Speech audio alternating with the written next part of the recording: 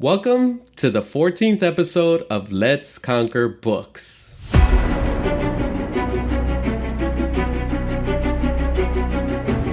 J.A. Langford said, "No matter what his rank or position may be, the lover of books is the richest and the happiest." In this episode, I talk about how the Outliers book will help you understand that you need to practice a lot to become a master. Also, you're likely to be far more successful when you are passionate about what you do. And lastly, you don't have to be a genius to be extremely successful. So let's get into it.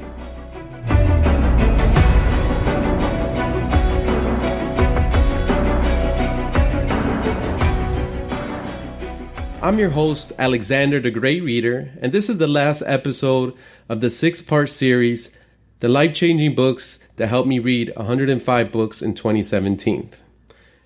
Now, Outliers was written by Malcolm Gladwell, and he also wrote Blink, The Tipping Point, and David and Goliath, all books I've read, and they're really good. I recommend them. Now, the concept of outliers is a statistical concept. The definition is that it's an unusual observation standing away from the overall pattern. An example I will use is, let's say a dealership, and the dealership has an average car sales per salesman of 4 cars a month. That's 4 sales a month per car salesman. That's what they average after their study. But they found in their study that there was one salesman who averages 15 cars a month. The one who sells 15 cars a month, he is an outlier. That's not normal. That's extremely successful. So they wouldn't really count him in the study. Now, Malcolm Gladwell's theory is that ability is not the defining factor of outliers. You also have to factor in opportunities, diligent work, and circumstances you were born in, brought up in, or nurtured in. Now, the CEO and founder of Facebook, Mark Zuckerberg, can be an example. Let's say that he didn't go to college. He didn't go to Harvard. That's where he found friends that helped him with the idea of Facebook. Let's say he never met Steve Jobs or was never offered to be mentored by Steve Jobs. Let's say he never met Tom of MySpace and saw what he was doing wrong and he applied it on his platform. Those are all factors in why he's become this outlier of a CEO, so rich and created such a big company. The first takeaway I got from the book is that to become a master at your craft, you need to put in 10,000 hours of practice. So genius is a result of tremendous amount of work and practice. There's a lot of controversy behind the 10,000 hour rule study by Anders Ericsson. Some people have said that you really don't need that much time to become a master or professional. But, it's basically you got to put in your time, you got to practice, you got to work hard. And his study said that you need dedication to practice. You need an actual environment that helps you practice. And you also need an aspect of luck. The book talks about Bill Gates. He uses his dedication to programming, and a computer lab will be his environment. But, there really wasn't computer labs when he was a teenager, but he was lucky. He met this guy called Bill Joy, who owned Sun Microsystems, and I guess he had access to a computer, and he let teens use those computers, and these computers were expensive back then. So Bill Gates was able to practice in an environment, that dedication he had, practice in that environment. Now I'm not looking to become a professional reader, but I am looking to be an outline reader. So, I've dedicated myself to reading 1.5 hours a day, and if I can read more, I try. I also have this environment that I've created where I'm on Instagram, and it's all about books, book readers, book platforms, book apps, podcasts like Mixed Mental Arts, Book of Titans, Joe Rogan, where authors and book readers are there having conversations, blogs where people are talking about the books they like and strategies about how reading more books and how studies about the good things about reading books. I also had an aspect of luck in my success because I feel like the time I'm living in is I have access to so much books. there's this thing called Goodreads.com, which I've talked about, that has a reading challenge, which motivates me, shows me where I am in my reading challenge, shows others where they are in the reading challenge, that I'm not the only one on this journey. I also have this library system that's public here in Orlando that gives me access to apps like Overdrive and Hoopla that let me download ebooks and audiobooks on my phone for free. I can go on the library website and suggest titles that they don't have and request books to be sent to my home. I don't even have to go to the library. I can build a want list and just keep requesting them, and they'll be sent right to my door. And I feel that I'm an average American, especially when I started my journey in reading. You know, the average American reads 4 books a year. I was probably reading less when I started my journey. Now I'm not average. I'm an outlier. They wouldn't put me in a study. If they called me and said, how many books you read a year, I'll say 100. They're like, okay, that's not normal. We're not going to put them in that study. I'm an outlier when it comes to reading books.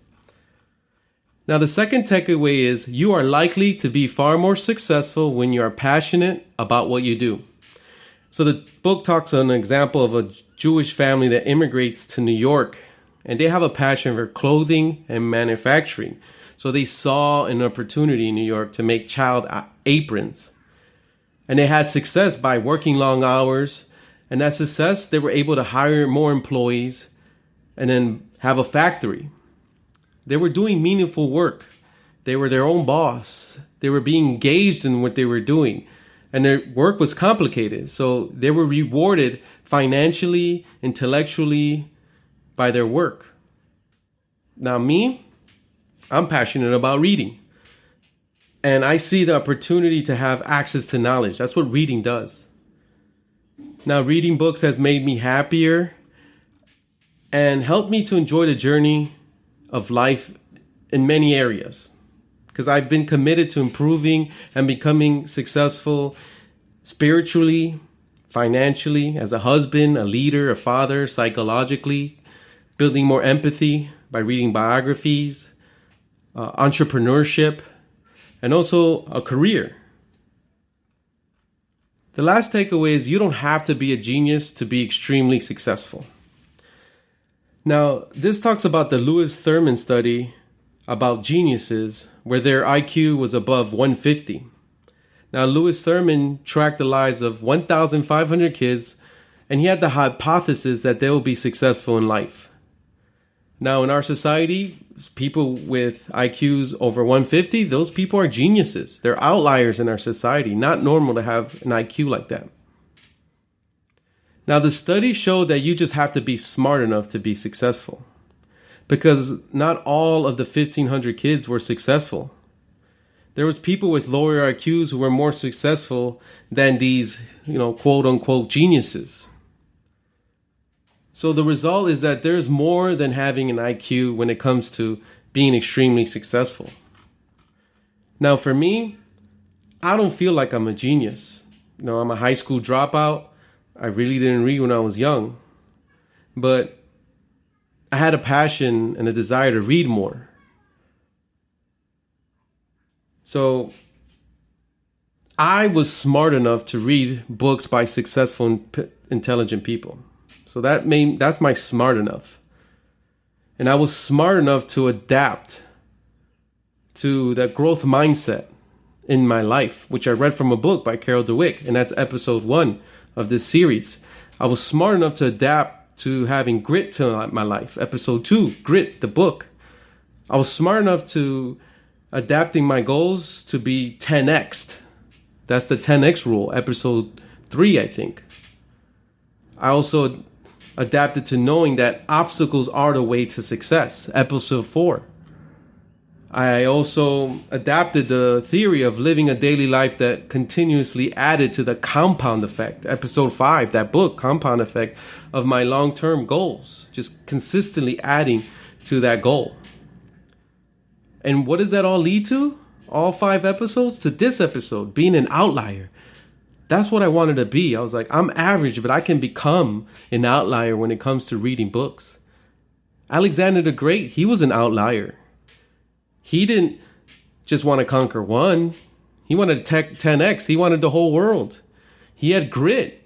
He had a growth mindset, always learning new strategies and using new tools. He knew that obstacles was the way to his success. No one was willing to do what he was doing because they just fell at the obstacle. Michael Jordan the same. He wasn't satisfied with winning one. Most people's goal is to win one championship. Michael Jordan wanted to do it every year. He practiced more than everybody. He had grit. He persevered. So Outliers do everything in this series. So that's it. That's the last episode of the life-changing books that helped me read 105 books in 2017. Now it's your turn to become an outlier when it comes to reading books, so you can conquer more books. I'm at my reading challenge. I'm at 38 books out of 100, and I'm ahead. That's really good. Good pace. So let's connect on Twitter, Instagram, and Facebook. I'm more on Instagram, a little bit on Twitter, and the links are in the description, the show notes. And see you on the next one.